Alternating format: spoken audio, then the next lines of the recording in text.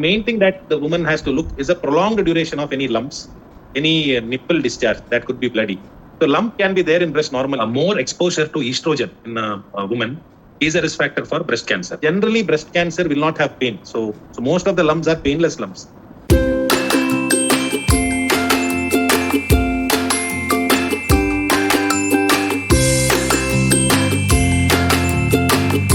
So like you said, that there are 3 ways you can actually get yourself examined, right? Like there's a self-exam, if I'm correct. The second one goes the clinical exam, which is done by the doctor. And the third are the scans, the mammogram and the ultrasound, which you can go for, if I'm correct. Correct. Right? Correct. So, are there any other alternatives, maybe like, mammograms, or sometimes they say it's a little painful, right? So are there any other alternatives, or these are the only 3 ways where you can actually get yourself examined? Or, especially for younger women, because I have heard even in the hospital, I had just heard, when somebody was on their periods, they didn't want to go and get a mammogram done because probably that time your breasts are sore already. And then again, addressing that becomes quite painful. So are there any other simpler ways or any other alternatives, or is it just this which we have? Yeah. So generally what our screening guidelines tell is they suggest to do a mammogram for more than 40 years. And ideally mammogram should not be done during the time of menstruation, because one is definitely the pain. Second is sometimes it gives us a false positive value. Yeah. So generally over 40 years, mammogram is recommended. Now below 40 years, what happens is generally in young patients, the breast is very dense. So when we do a mammogram for young patients, we cannot see small lesions. It may, get hidden behind the dense tissue. So in those cases, we advise a ultrasound of the breast, which is again a non-invasive. It is less painful. When mammogram is not really painful, but it is more discomfort because they keep the breast and take the X-ray. So ultrasound is an option. The other alternative is MRI. MRI is also can be done. But when we talk about screening, our ideal thing is that screening should be cheap. It should be easily available in all places, and it should be done at a faster, the report should come in a faster pace. That is why mammogram is advised. Alternatively, we can do ultrasound of breast in less than 40. MRI also we can be done. And Abhishek, what are the chances that if you have a family history, that you will get breast cancer? Like, what are those chances? Because I have read about a lot of celebs. I have read about a lot of people who, have chosen or who have gotten themselves tested, or they have chosen mastectomy probably to avoid getting breast cancer. So how far of it is true, like of this is true, or how what do you have to say about it? So generally when we see breast cancer overall, 5% of the breast cancers can occur in family or hereditary. So that is almost absolute numbers, around 5 to 6%. Now within this 5 to 6%, around 30 to 40% can have some specific mutations or some DNA damage. You would have heard some terms called BRCA or BRCA. Yes. So in those positive, they are at a very higher risk. In those patients, we generally advise a prophylactic removal of the breast because they are at a very high, a chance of getting breast cancer. So in those patients, if they have BRCA positive, very strong family history, only then we advise. Otherwise, we just tell them to do a regular screening. But there might be, like you said, if they are not, even if they are BRCA positive, there might be a minute chance that they might not also get it, right? Yes, definitely. So as I told you, out of 100 people, 5 people might be having family-related breast cancer. So only that is the absolute incidence. The thing to learn from here would be that if you have a family history, immediate family history, you must get yourselves tested. Like, is there any duration or intervals you should be getting yourself tested, or is it like a one-time test which has to be done? No, that's what. Mammogram, ideally, there are 2 recommendations. One is ideally possible, you have to do yearly mammogram. If not, at least once in 2 years from 40 to 50, 55 years. So this is for the people who have some genetic... for people who are having genetic risk, the age group starts much earlier.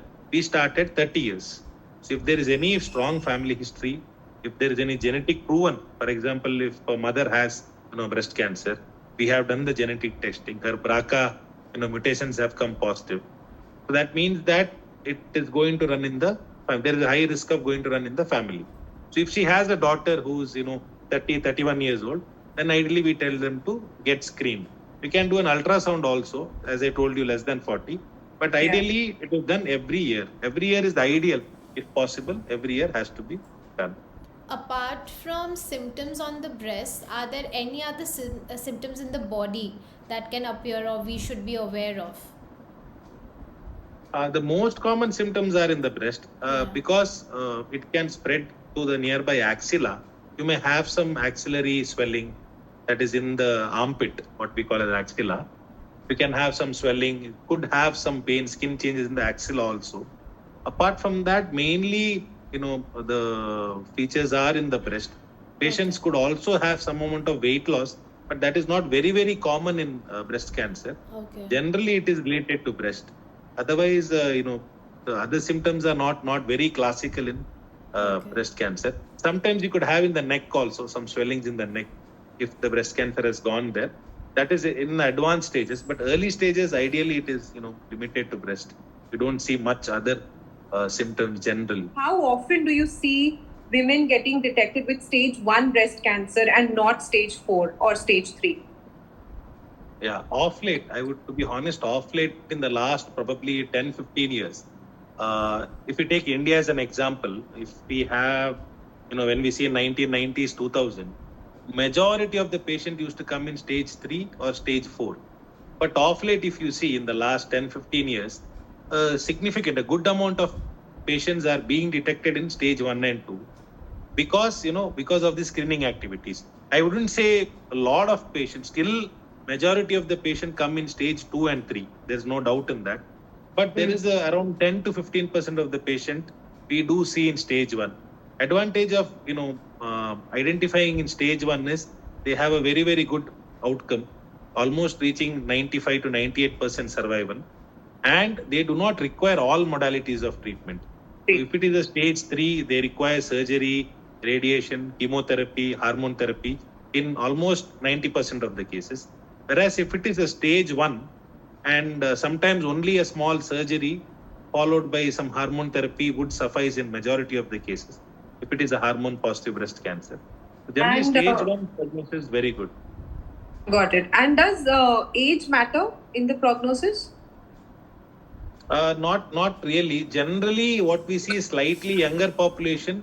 The recurrence chances are slightly higher.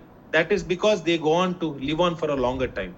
So if someone is diagnosed at 30 years versus someone is diagnosed at 70 years, chances of recurrence is slightly higher in younger, just because their age span is more. Yes. So, and do you suggest any other blood tests which are supposed to be done other than the screening tests? Per se for breast cancer, to diagnose or prognosticate, there is no blood, markers per se.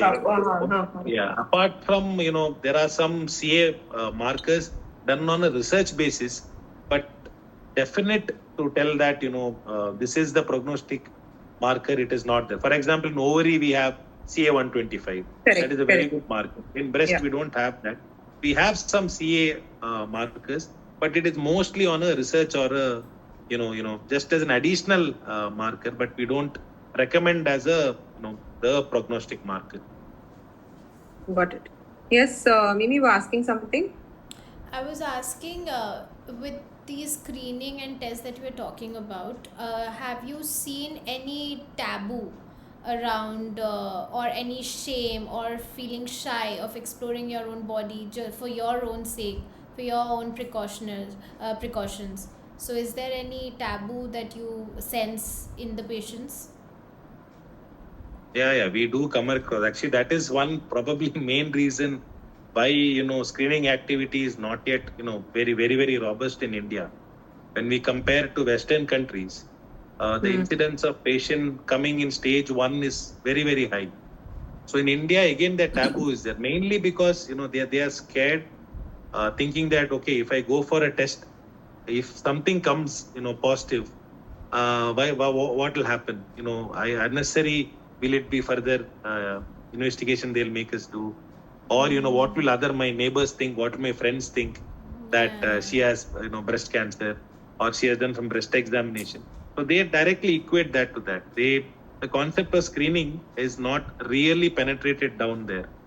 So what we need is more awareness, trying to declassify these taboo, because of taboo itself is a very very significant factor that is preventing them from coming and availing these screening services. Yeah. That was the end of this episode. In the next episode, we shall talk about the population that gets slightly more affected by breast cancer, what patient aftercare looks like, and also the expenses and finances of the aftercare and the treatment. So stay tuned, we shall be back, and subscribe to our channel if you haven't. Drop your comments, drop your thoughts, whatever you thought about this episode, and what other topics you may want us to cover. And we'll see you soon. Bye bye.